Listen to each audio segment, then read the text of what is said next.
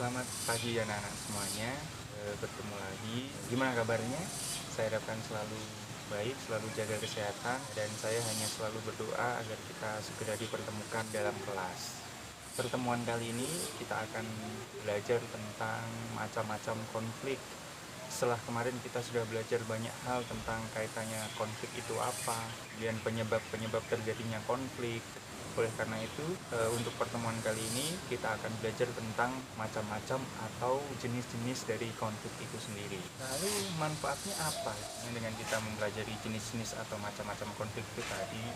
Sebenarnya ada banyak sekali manfaatnya. Ada paling tidak beberapa tujuan yang akan kita peroleh setelah kita akan mempelajari ini. Tapi satu yang terutama harapannya adalah ketika kita mempelajari jenis-jenis konflik, paling tidak kita akan menjadi lebih peka terhadap konflik yang ada di sekitar kita. Kemudian dengan kita mengetahui bahwa oh ini termasuk ke dalam jenis konflik ini, dari situ nanti kita akan bisa analisis kaitannya dengan cara penyelesaiannya. Nantinya kita juga akan mempelajari jenis-jenis atau bentuk-bentuk penyelesaian atau biasa disebut dengan akomodasi di materi yang selanjutnya.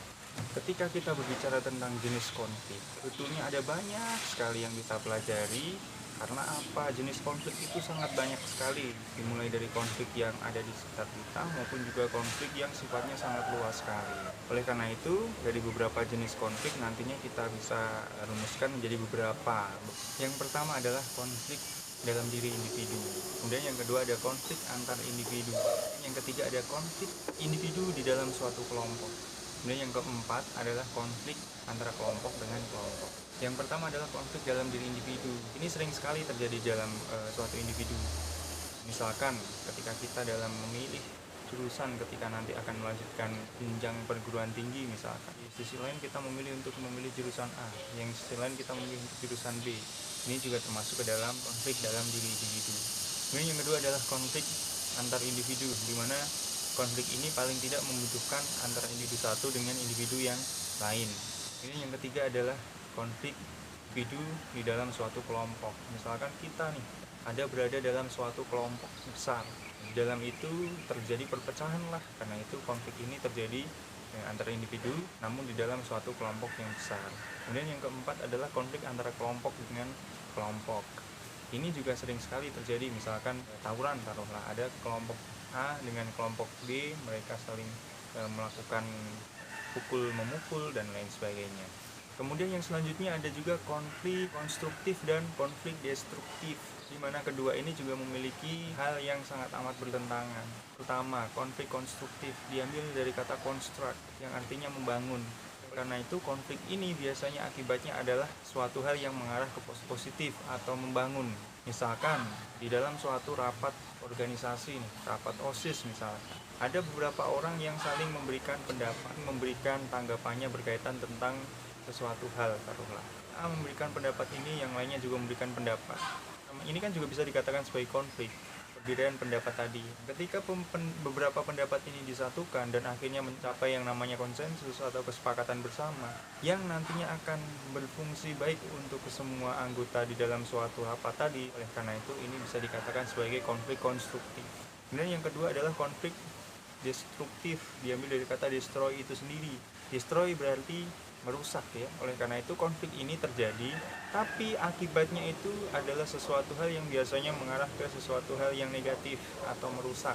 Misalkan tawuran tadi atau perkelahian bisa juga jelas sekali ya dampak negatifnya, bisa merusak fasilitas, akan menelan korban jiwa dan lain sebagainya. Selanjutnya adalah konflik antar kelas, di mana konflik antar kelas nanti akan terbagi menjadi dua. Ada konflik vertikal, ada juga konflik horizontal, di mana dari dua kata ini seharusnya kita juga sudah memiliki pandangan apa sih yang dimaksud dengan konflik vertikal, juga yang dimaksud dengan konflik horizontal. Dimulai yang pertama yaitu konflik horizontal. Sama seperti pengertian dari horizontal itu sendiri, yang dimana ketika kita tarik lurus seperti ini, konflik horizontal itu adalah konflik yang terjadi antara orang yang memiliki kelas atau kedudukan di dalam masyarakat yang sama.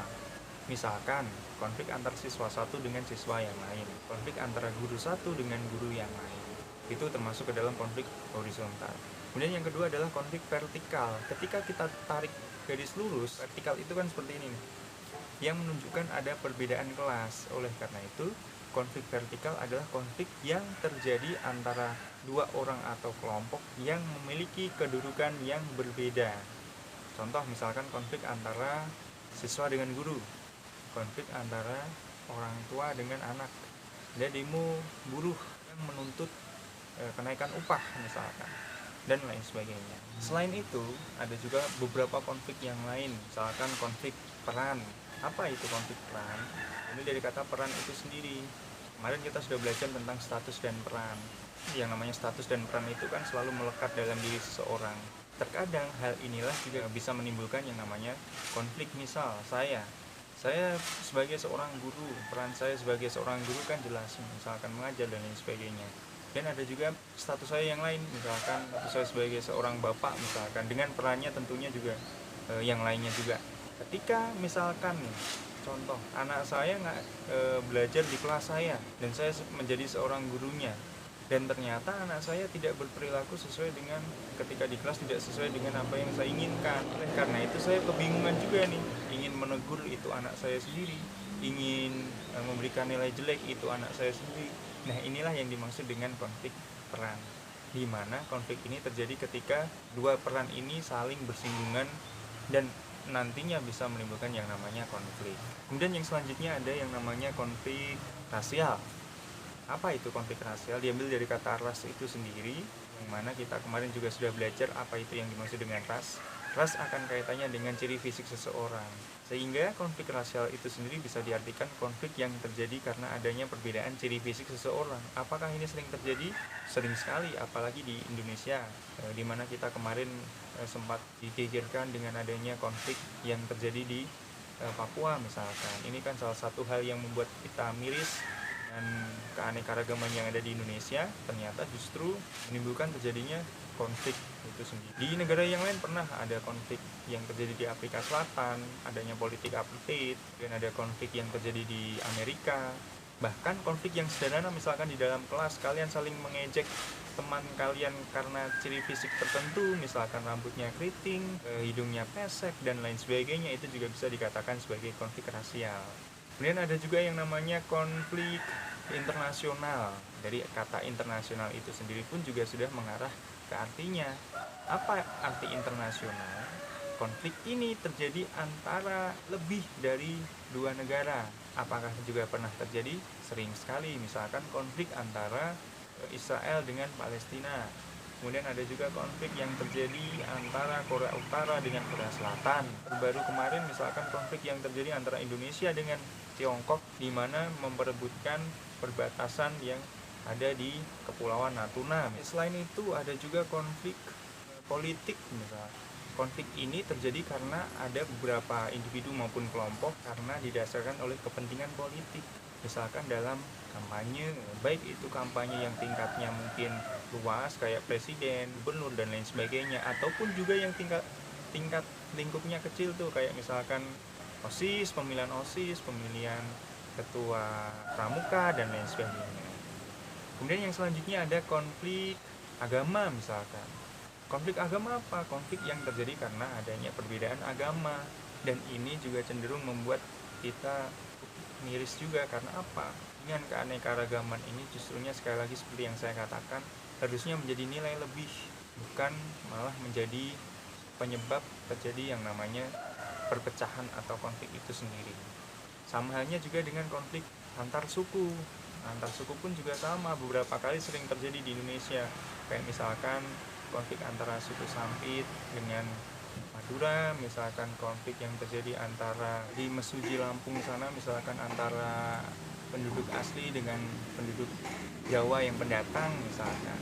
Itu kan juga bisa dikatakan sebagai konflik antar suku. Dan lain sebagainya, sering sekali terjadi konflik yang ada di Indonesia, yang harusnya bisa kita hindarkan, karena sekali lagi perbedaan ini akan lebih indah ketika hidup secara harmonis, bukan malah menjadi sumbu dari adanya perpecahan di dalam masyarakat kita. Yang selanjutnya, sebetulnya masih banyak sekali konflik yang ada di dalam masyarakat. Tapi secara garis besar, secara umum, konflik-konflik yang telah saya sebutkan tadi adalah konflik yang sering terjadi dan harus betul-betul kita pahami. Karena sekali lagi, dengan kita memahami konflik dan mengerti itu termasuk ke dalam jenis atau bentuk konflik yang mana, dari situ nanti kita bisa selesaikan, dari situ nanti kita bisa tarik cara penyelesaian yang paling tepat untuk mengatasi konflik tersebut. Oke, mungkin itu saja yang bisa saya sampaikan kaitannya dengan jenis-jenis konflik. Untuk tugasnya, untuk tugas pada pertemuan ini, saya sudah mendengar sekali banyak keluhan dari kalian kaitannya dengan banyak sekali tugas yang masuk. Oleh karena itu, untuk pertemuan kali ini saya tidak akan memberikan tugas kepada kalian. Tapi sebetulnya ini adalah kesalahan, karena yang namanya tiap kali kita tatap muka harusnya memang ada yang namanya penilaian atau asesmen, karena itu adalah menjadi salah satu tolak ukur atau indikator keberhasilan dari proses pembelajaran. Tapi asesmen yang akan saya lakukan atau penilaian yang akan saya lakukan tidak saya lakukan sekarang, tapi untuk pertemuan di hari Rabu yang akan datang. Oleh karena itu, untuk yang hari Senin ini kalian saya bebas tugaskan, tidak ada tugas sama sekali. Tapi saya hanya ingin kalian saya tugaskan untuk selalu hidup sehat ya, dimana kondisinya sedang seperti sekarang ini. Oleh karena itu saya hanya ingin minta besok pagi kalian berjemur di pagi hari, foto itu dengan gaya terhits kalian, lalu kalian kirimkan melalui psikologi di nanti tempat yang sudah saya sediakan. Paham maksudnya ya? Kalau tidak paham nanti bisa ditanyakan langsung, bisa melalui WA pribadi saya maupun melalui kolom yang ada di psikologi. Oke, itu saja yang bisa saya sampaikan. Sampai ketemu pada pertemuan yang selanjutnya. Tetap jaga kesehatan.